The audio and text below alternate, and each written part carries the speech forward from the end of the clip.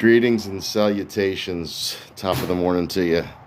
Welcome back to Malrayas' Musings. This is Malrayas. And today I've been thinking about Silver Bullet, the Stephen King movie.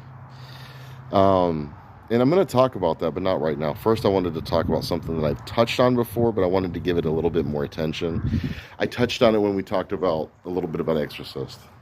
Because this series started as a Universal monster movies. And I kind of made some exceptions. I said that at the beginning there was going to be some exceptions. But it's mostly about the Universal monster movies. So when I branch out to other Frankenstein's adaptations, when I reach out to other Dracula, understand that I consider it still part of the same subject because, in a sense, everybody's, even when we're adapting the novel, we're still readapting the movies too.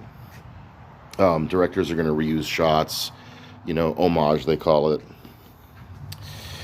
But I figure if I don't keep it to just Universal, I should try to keep it to just monsters. And I don't know that everybody here is aware that there's a difference. It's like all squares are rectangles, but not all rectangles are squares. All monster movies are basically horror movies, but not all horror movies are monster movies. So, The Exorcist is, in my opinion, more of a psychological and supernatural and spiritual horror movie. Because you're not really dealing with a monster per se. You don't have a personified evil. And that's the phrase that I like to add to it, because I'm not the first person to discuss this.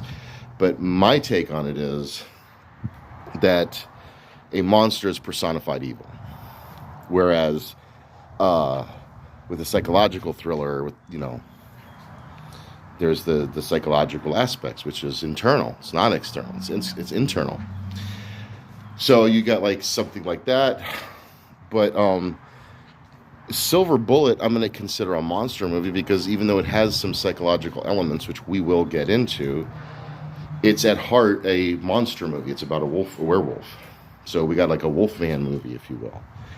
So really, I just wanted to kind of discuss the monster versus horror movie thing. And we could talk about that more if we need to.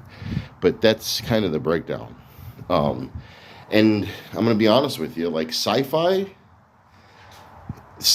and horror function similarly. So they're almost the same genre.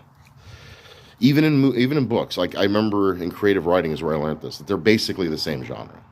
See, on the flip,